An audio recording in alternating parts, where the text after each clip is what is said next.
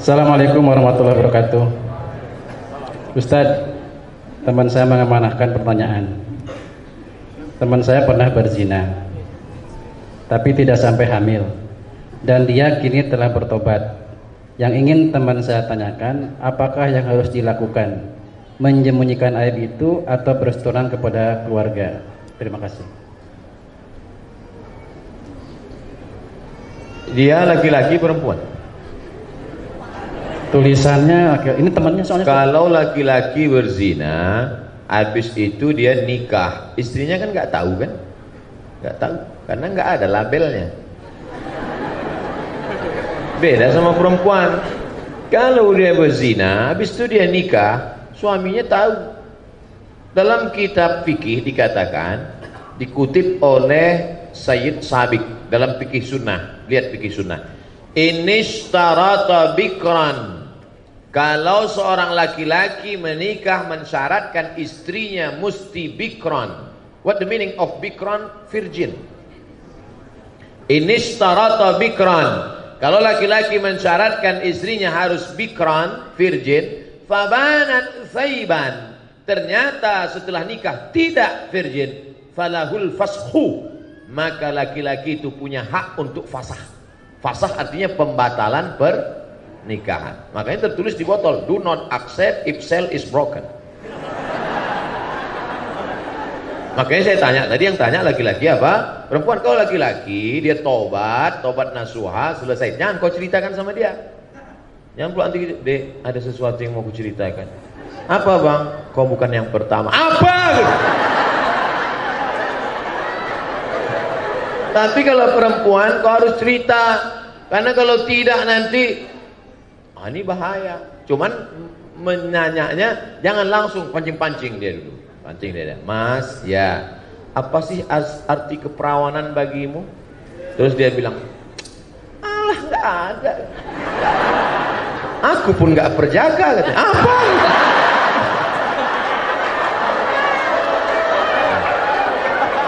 Jadi hati-hati. Kalau memang dia siap menerima, lanjutkan. Tapi kalau tidak, itu nanti bisa menjadi fasah namanya. Apa namanya? Fasah. Fasah itu artinya pembatalan pernikahan karena laki-laki punya hak. Ini hati-hati perempuan. Mudah-mudahan Allah menjaga kehormatan anak-anakku sekalian. Amin ya Allah. Masih ada Ustadz banyak. Assalamualaikum Ustadz, saya ingin bertanya. Ini mahasiswa kelihatannya. Apabila sudah ada jodoh, boleh Ustadz? Boleh. Apabila sudah ada jodoh yang ingin segera menikahi saya dan menikahnya di tahun ini, tetapi keluarga besar saya menyuruh nikah tahun depan, apa yang harus saya lakukan? Lebih baik mendengarkan keluarga besar atau segera menikah? Lari maksudnya. Demikian Ustaz. Apa hubungan jodoh sama ekonomi?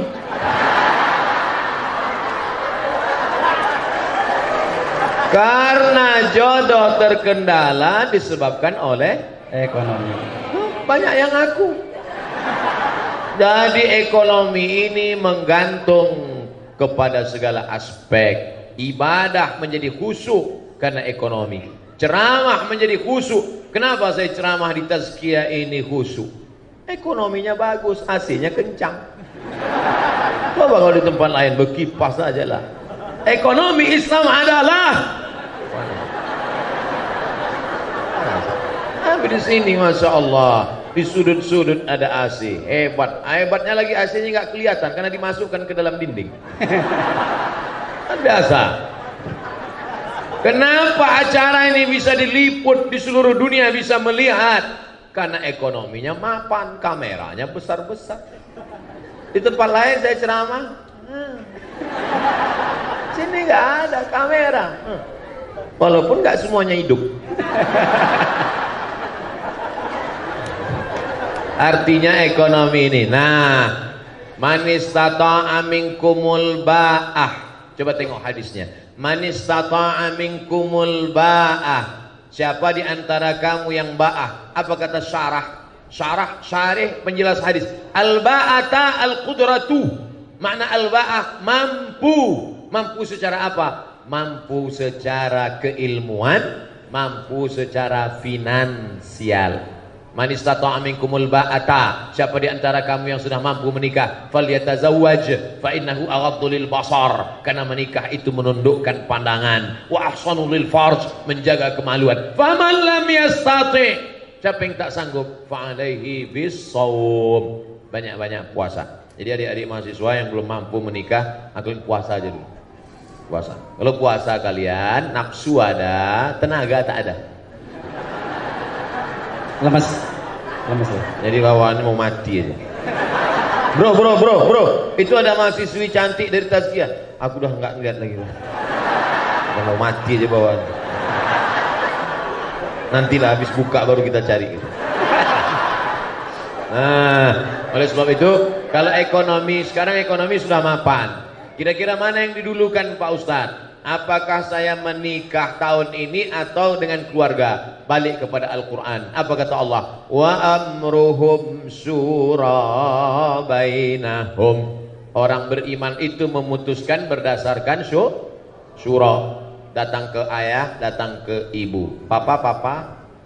Jangan panggil papa, kita makan sambal terasi nah. Ayah, saya ada rencana nikah sekarang ya. Kau sudah punya kemapanan ekonomi, sudah mampu insya Allah ya. Tahun depan mobil belum ada, nanti cucuku naik motor batuk.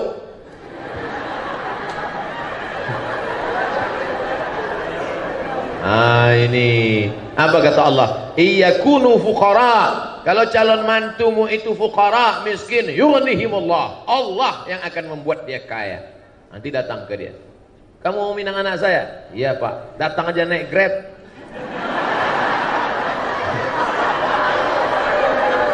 Bacakanlah itu. Ingat-ingat yang saya sampaikan tadi. Iyakunu fuqara yughnihimullah. Kalau yang datang ini miskin, Allah akan mengkayakan dia. Pergi pulang. Gitu. Yang nyampaikan itu jangan mulut kamu, pinjam mulut orang lain. Yang kira-kira ngomongnya didengar sama orang tua. Datangi ibu rektor. Datangi Dr. Safi Antonio, mereka yang ngomong. Jangan mentang-mentang kamu udah ngaji pulang kamu yang menceramahi orang tua. Ayah sini, mama sini. Assalamualaikum. Begitu. Musyawarah. Jangan nikah diam-diam. Nanti sudah punya anak baru kalian pulang kampung. Orang tua tak tahan darah tinggi. Pulang kalian bukan bawa ijazah, bawa menantu sama anak. Mati dia. Musyawarah baik-baik. Jangan sampai menjadi penyesalan. Bagus kalau mahasiswa-mahasiswi mapan menikah, dua-dua tercapai insya Allah. Mudah-mudahan semuanya disegerakan Allah menikah. Yang bilang amin yang belum nikah aja. Wallahu a'lam. Waalaikumsalam. Ustadz, ini ada lagi. Ustadz, saya mahasiswi semester 5. Cita-cita saya meninggal husnul khatimah. Subhanallah. Tetapi hobi saya berbuat maksiat. Enggak linear. Ingin mati tapi maksiat. Jujur saya selalu menyadari perbuatan saya. Perbuatan yang salah. Bahkan saya sering menangisinya. Tolong beri saya nasihat, amalan apa yang bisa menjauhkan saya dari perbuatan maksiat itu. Saya sudah bosan menangis atas dosa-dosa saya. Gitu Ustaz. Berdosa itu semua orang tahu. Tapi penyebab apa membuat engkau berdosa, engkau mesti tahu. Dosa apa yang kau lakukan dan mengapa engkau berdosa, mesti tahu. Sehingga mudah kita mencarikan obatnya. Itulah gunanya kita diperiksa dulu sama dokter di USG, itu USG hamil. Di scan supaya dipastikan apakah dia usus buntu atau cancer, supaya jelas. Maka jangan sampai salah obat. Salah obat nanti jadi penyakit, racun. Oleh sebab itu maka diketahui dulu penyakitnya apa. Ini pertanyaannya umum, maka saya jawab secara umum. Pak Ustadz, saya bergelimang dosa. Dosamu apa? Penyebabnya apa? Dosa saya ini karena sebabnya ini. Cepat atasi. Dosa ini penyebabnya ini. Obatnya ini. Atasi ini. Karena secara umum biasanya dosa hinggap kalau kita selalu sering sendirian. Maka jangan sendirian. Harus berjamaah. Buat komunitas. Saya senang anak-anak muda ini punya komunitas-komunitas. Saya banyak jumpa komunitas. Kamu dari komunitas mana? Saya dari komunitas jombloan fisabilillah Pak Ustadz. Mantap. Kamu komunitas mana? Saya komunitas petato taubat Pak Ustadz. Mana tatomu nggak kelihatan? Nih. Ada satu titik. Kamu komunitas mana? Saya dari komunitas subuhan berjamaah Pak Ustadz. Bagus. Nah, jadi yang pertama jangan sendiri. Jangan pernah sendiri. Sekarang ini komunitas tazkiyah. Nanti pulang ke kos-kosan, mulai setan mendekat. Maka di komunitas kos-kosan juga cari komunitas kos-kosan yang islami. Saya dapat berita katanya di sekitar Bogor Tazkiyah punya tempat tinggal yang islami. Betul tuh. Nah ini terjaga dia. Nanti di grup juga, di grup itu juga ada grup-grup yang menjaga kita. Kalau berada di grup yang buat maksiat keluar. Kamu coba lihat grup-grupnya, pasti cek grup homo. Ngapain kau di dalam? Saya mau mendakwahi mereka Pak Ustaz. Astagfirullah. Kau nggak kuat bro. Belum tentu kuat. Nanti kalau sudah kuat baru. Jadi kalau ada grup yang kira-kira menyelamatkan kita. Jadi yang pertama menyelamatkan diri ini adalah pertama taubat nasuha, mandi taubat. Setelah itu berjamaah buat komunitas. Setelah itu istiqomah. Makanya nanti buat komunitas ada datanya, kartunya, fotonya, nomor handphonenya. Kalau nggak datang, ditanya. Ente nggak datang. Kenapa nggak datang? Ada ketuanya, ada. Nah, jadi insya Allah terjaga dia. Pertama taubat, yang kedua komunitas, yang ketiga istiqomah. Maka insya Allah kalau tiga ini dijaga, selamat kita. Mudah-mudahan yang mau bertobat, segera taubat sebelum malaikat maut datang.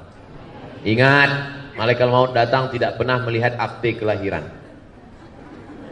Jangan kalian pikir karena semester 5 malaikat masih lama. Semester 2 aja banyak yang gol. Wallahu a'lam bishawab. Alhamdulillah. Kita lanjut Ustaz, masih ada waktu. Bismillah. Ustaz, Assalamualaikum warahmatullahi wabarakatuh.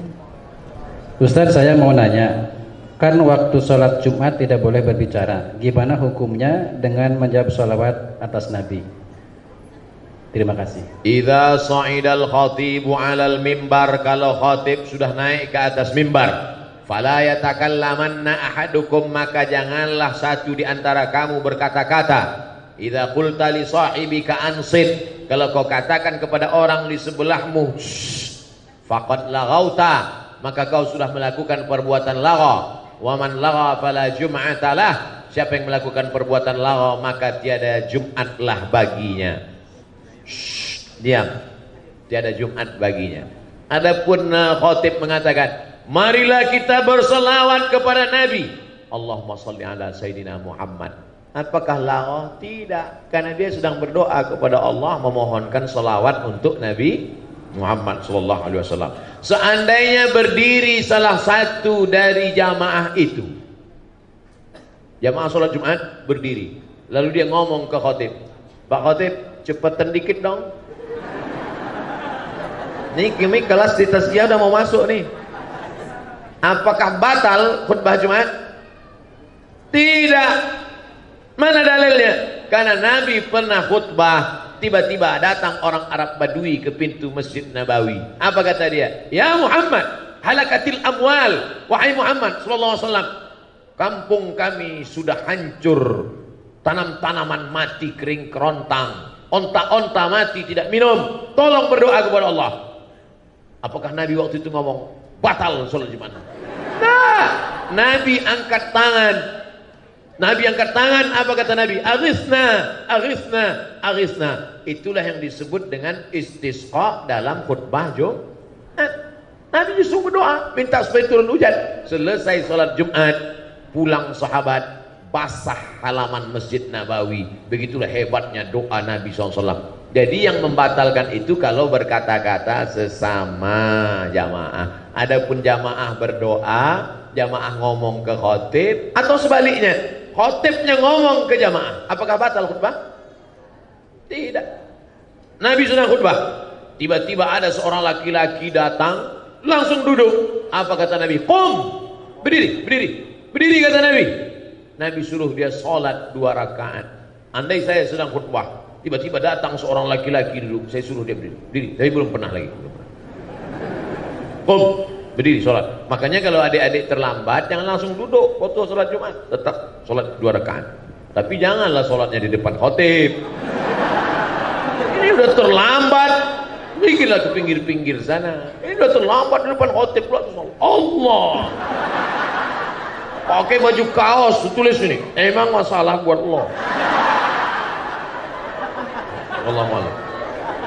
Ini kelihatannya dari mahasiswa yang sudah berbisnis karena sudah punya uang. Bagaimana cara kita bertobat dengan utang-utang yang dulu pernah menjadi kebiasaan, tapi lupa di mana utangnya? Bagaimana, Ustaz? Orang yang paling tinggi IQ-nya, cerdas pun, kalau udah cerita utang ini banyak juga lupa. Nggak tahu entah kenapa, memang begitu. Nah, jadi antum jangan merasa cuma antum aja. Saya tidak lupa, cuman banyak jumpa dengan orang-orang lupa. Dulu sebelum minjam duit dekat kan, begitu udah dapat macam nggak kenal ya. Ada orang mati syahid. Orang mati syahid itu bebas dari 4. Tidak merasakan sakaratul maut, tidak merasakan azab kubur, tidak merasakan hisab, langsung masuk surga. Ilat dain, kecuali utang. Orang mati syahid aja kalau punya utang tertahan, apalagi mati konyol. Oleh sebab itu masalah utang ini jangan macam-macam.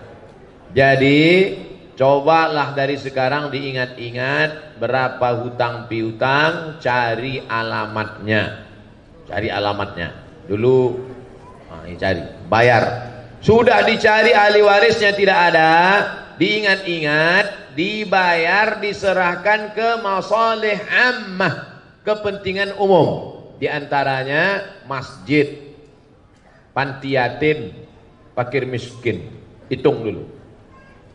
Bapak calon jamaah haji, sebanyak apapun ibadah kalian di tanah suci, kalau hutang tidak kalian bayar, kalian akan dituntut di hadapan Allah. Menangis calon jamaah haji, datang jumpa saya 4 mata. Mohon maaf Pak Ustadz, saya malu di depan orang banyak. Hutang Bapak apa? Bapak kan orang kaya.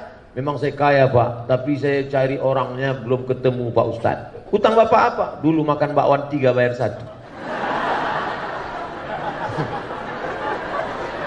Hati-hati nih mahasiswa. Bukan kalian, kami dulu. Nah, itulah bayar. Oleh sebab itu maka cari bayar. Kalau tidak ketemu maka dihitung ekuivalen berapa itu, lalu kemudian diserahkan ke masalih ammah, kepentingan umum untuk umat. Serahkan ke masjid. Assalamualaikum Pak Ketua Masjid. Ya, ini ada uang. Uang apa nih Dek? Terima aja lah Pak, jangan tanya-tanya. Jadi nggak perlu akad. Saya bayarkan akad utang Mbak Wan selama 3 tahun SMP tunai, nggak perlu. Wallahu a'lam. Alhamdulillah, Ustaz. Assalamualaikum warahmatullahi wabarakatuh. Ustaz ganteng, hehehe gitu. Ustaz yang ganteng, hehehe. Bagaimana pendapat Ustaz tentang Islamization of knowledge? Bukankah semua ilmu sains itu dari Allah Subhanahu wa taala? Jadi ilmu apapun itu Islam, tergantung orangnya amalkan. Syukran. Naik sepeda itu bisa nggak dibedakan? Naik sepeda itu ilmu kan? Ilmu belajar naik sepeda. Lalu kemudian bisa nggak dibagi? Ini naik sepeda Islam, ini naik sepeda konvensional. Ilmu kan? Ilmu cara naik sepeda, naiknya dari kanan. Nanti kalau jatuh, sebelum jatuh na'udzubillah, setelah jatuh la haula wala quwata illa billah. Letaknya di mana? Mengeksplorasi ayat-ayat Al-Quran, hadis-hadis. Ada ayat kauniyah, ada ayat alam semesta, itu semua disebut ayat oleh Allah Ta'ala. Inna fi khalqis samawati wal ardi wa ikhtilafil laili wan nahari la ayat. Bagaimana menggali, mengeksplorasi ekonomi dari Al-Quran, dari sirah Nabi. Ada mahasiswa pasca sarjana ngontak saya mau nanya masalah andragogi. Assalamualaikum Ustaz Somad. Waalaikumsalam. Saya tesis S2 saya tentang andragogi, kata dia. Mohon maaf, saya andragogi ini bukan bidang saya. Saya taunya Andra and the Backbone. Saya mau ngajak ketemuan karena mahasiswa ini perempuan, mahasiswi, jadi saya nggak berani ketemu di rumah makan, ketemunya di masjid. Nanti kalau ketemu di rumah makan dia foto kan bahaya. Akhirnya ketemu di masjid. Kata dia, andragogi ini apa? Saya tanya. Andragogi ini belajar setelah dewasa, Ustaz. Terus saya sudah cari hadisnya nggak ketemu. Kata dia udah nyari hadis Sahih Bukhari, Sahih Muslim nggak ketemu. Belajar setelah dewasa. Lalu saya tanya, Khadijah beda umur dengan Nabi berapa tahun? Waktu Nabi umur 25, Khadijah umur 40. 40 dengan 25 berarti perbedaan umur 15. Waktu Nabi dapat wahyu umur 40, berapakah umur Khadijah? 55. Berarti dia belajar Islam umur berapa? 55. Belajar Islam setelah umur 55 itu apa namanya? Andragogi. Ketika saya tanya gitu, berapa umur Khadijah belajar Islam? 55, Ustaz. 55 itu anak-anak apa dewasa? Dewasa. Apa itu namanya?